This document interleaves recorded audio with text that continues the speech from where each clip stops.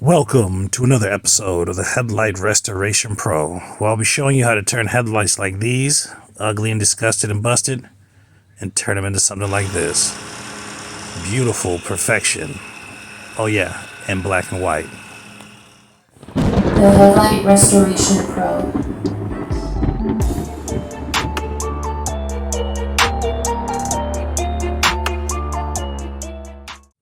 Let's get down to business.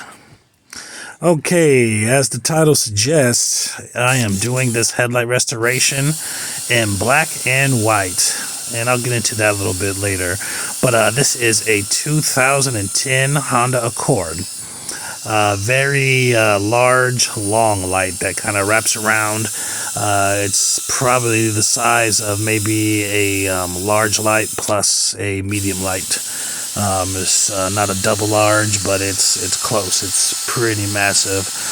It's on my black flag list of I have a little list that I get going. Certain vehicles that when somebody calls and needs it done, I know that it's going to take a little bit more, which means it's going to cost a little bit more. It's going to take a little bit more of them to give to get this done. This is one of them, just because it's just huge. It's a really big light, and they go pretty bad, as you see. Another thing with this black and white, I just wanted to show you, just because pretty much I've never seen it done before.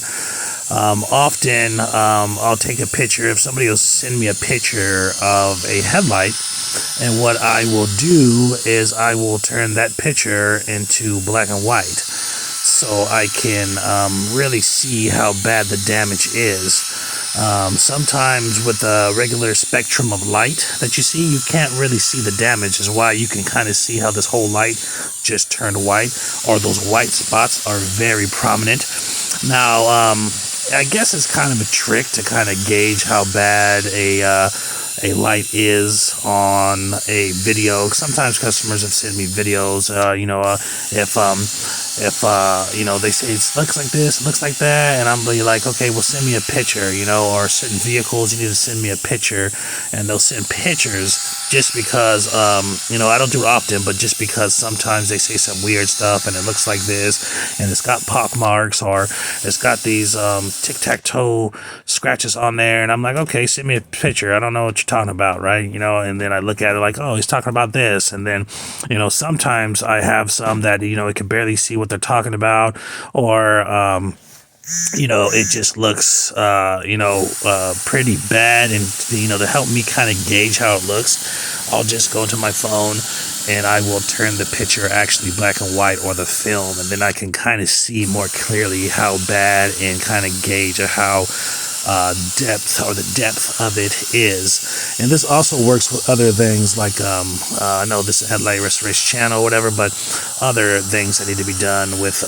paint, paint chip fixes, or scratch removals. It gives the black and white takes a little bit of the third dimension away. Okay, the depth perception changes, where you can kind of get a better depth perception with all those colors and shades and stuff going on. Now you just have a monochromatic, which just means a bunch of different colors of one or two colors, or technically one color. That's how the mono means one, and so on and so on, whatever. But monochromatic, which is just basic colors, or just one color and whatnot. So I do that often. And I thought to myself, maybe it's time for me to share that information with the world. And also, very curious to how cool it would look to do a video in black and white. And apparently it is looking pretty damn cool. If you notice, you can see, different things better when it's black and white. You see all the little powder granulates, the little dust, the little, striations or swirls there left behind in the dust. And, you could just see certain things differently in this spectrum of light, which is black and white. It kind of, in a sense, like I said, it takes all the complexity out of what you're seeing and makes it real simple for your mind and your eyes to register certain things on there, basic shapes and things like that. Because you can't really see stuff like that when you're, I'm showing you a regular headlight restoration. It's harder. Your eyes don't lock on to stuff like in this area here, or, stuff here where it looks just like a white sheet or something. It doesn't even look like a headlight. It just looks white, which is pretty cool. And it's going to be cool to see the transformation at the end when it turns from this or from the beginning stage into the final stage. And you can, just wait to the end until you see how clear, how much clarity you can tell this light has when it's done and how much it lacked in the beginning. This is the P800. This is one of, I was thinking earlier when I was doing this headlight restoration, if I've ever touched bases on what are the most important sanding discs in your repertoire if you're using this method. Okay. They're all pretty important. They all have their jobs. With that being said, if they were all free, and you could only choose one, but you could have unlimited of any of them, which pad would I choose? The P800. The P800 is smack dab in the middle, and you can, if I could afford to use, 5 P800s to take off everything on the light. If I had all the time of the day, because it would take longer, but it would be a smoother process. And so on and so on, I would just use the P800, but they're about twice as expensive as the P500s, okay, and it'll take 2 to 3 times longer to get that first step done with a P800. But I think the P800 is just, in my opinion, kind of like a beautiful disc, a beautiful station or part or section of the discs. It's an ideal polisher and grinder. Once all the stuff is off, it is the perfect grinder and polisher, or grinder and find sander there is. Okay, that's only when the first layer of stuff is off, though. It's always a pleasure to work with the P800. It's just, if you've ever used one, it's just so smooth and it just shears stuff off, and it's just great. And of course, that was the P800 I just used on that segment there. And now we're using the P800 here with the hand sand. This step is crucial. It's really crucial. You see how it just smoothed that out right there? See how you had a little tiny, very light striations, which the next step probably would have knocked away anyways with the 3000 Trizac pad. Probably would have knocked those out too, but you don't want it to work as hard. This is one of the reasons why I can use a P3000 multiple times. I can do maybe 4 of these cars right here with the P3000 because I'm not overworking it. You see how smooth that looks? This is one of the best things about hand sanding, because it's not a circular motion. It gives you a very smooth finish, okay? It sucks to start with. I would never want to start with, hand sanding, even wet sanding, hand sanding, dry sanding. I would never want to start there. It takes too long. It's remedial, okay? It's like mowing the football lawn. Since the Super Bowl is today, let's use a football analogy. It's like mowing a football field with one of those old school push mowers. Like, come on. I mean, it's just painstaking, and it takes too long, and it's just not as efficient. Okay. And it will never come out the same. It'll never be the same thing.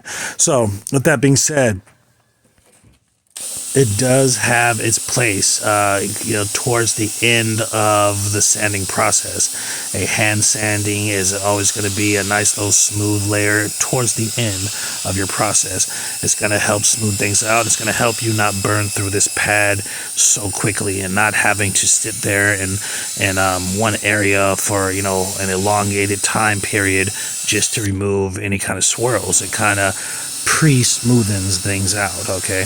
And that's why it's an essential step. It really makes your finishing product real silky, and it makes you not burn through the most expensive pad that you're going to use.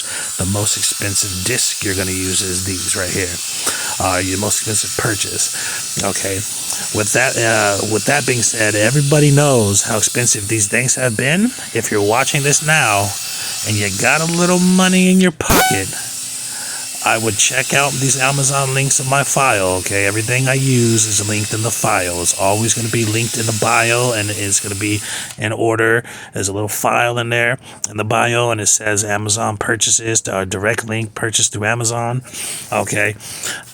If you're watching this and you got a little money in your pocket, every year, a couple times a year, okay, just like oil, just like gas or whatnot, every year it's always high, and then it goes down for a little bit.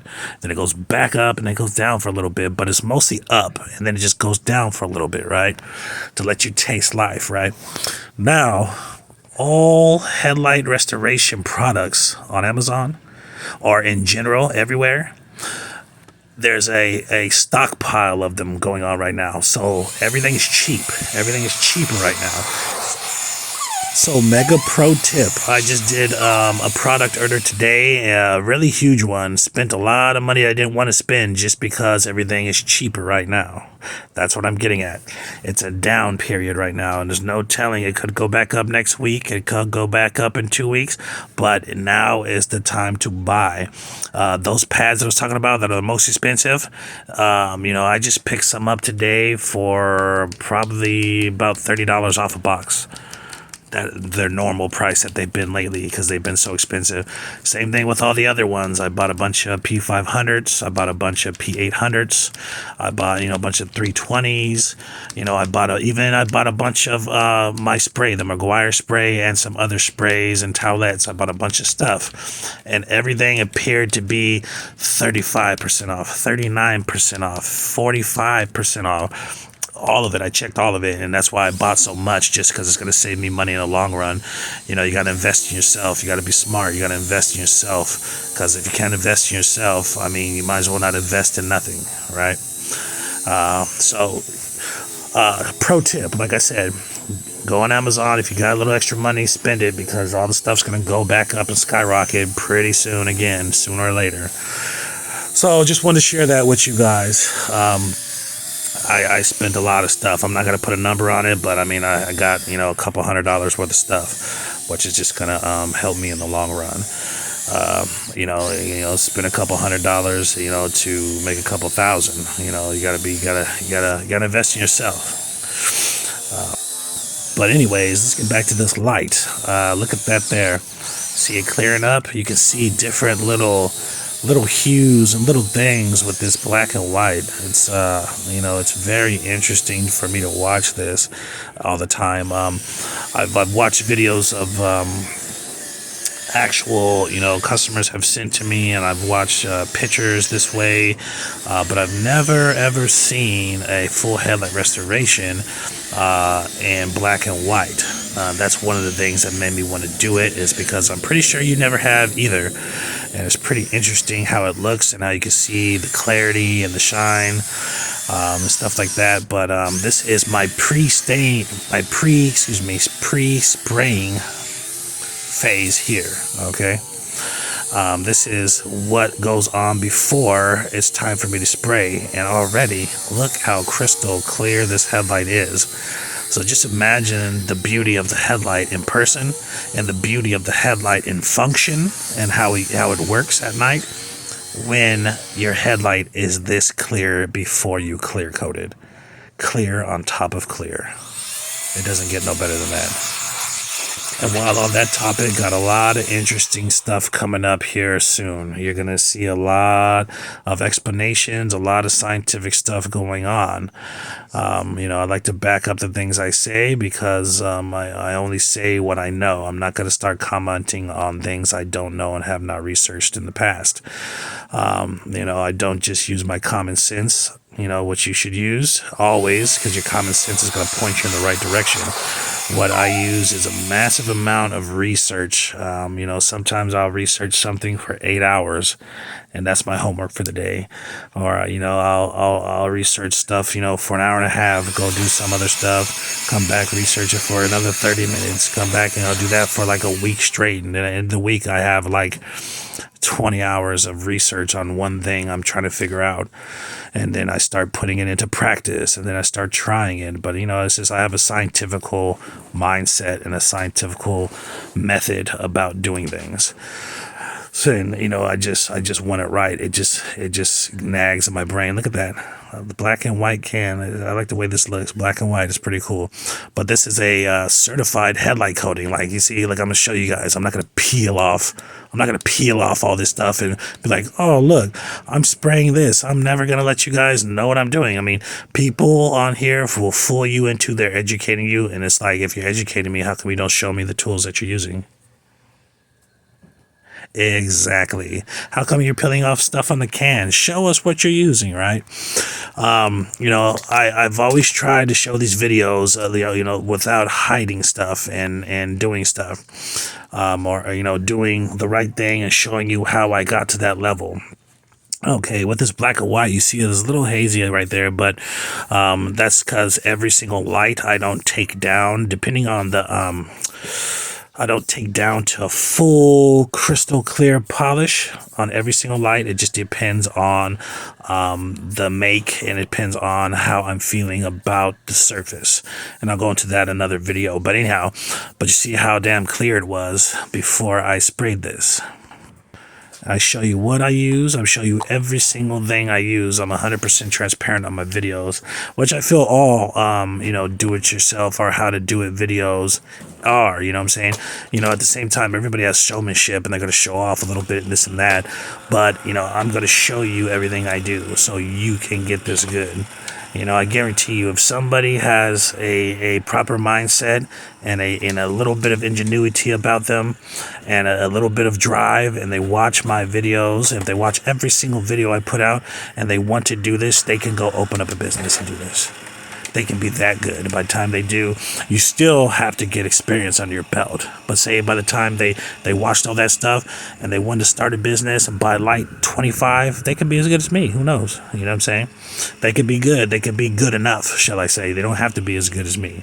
Okay, just because you watch Mike Tyson and Ali fight, you know what I'm saying, you can think you can fight as good as them and be as good as they are, you know what I'm saying, but the chances are you might not be able to be, but you could be good for yourself. Okay, but check this out. This is the other light. This is what it looked like. The other light that I did was way worse than this. They're never usually the same, but the other light I just showed you is way less than this light was. And look how beautiful this is in black and white and color or whatever. Pretty awesome. Stay tuned, my friends. Much more to come. Thanks for watching. And subscribe.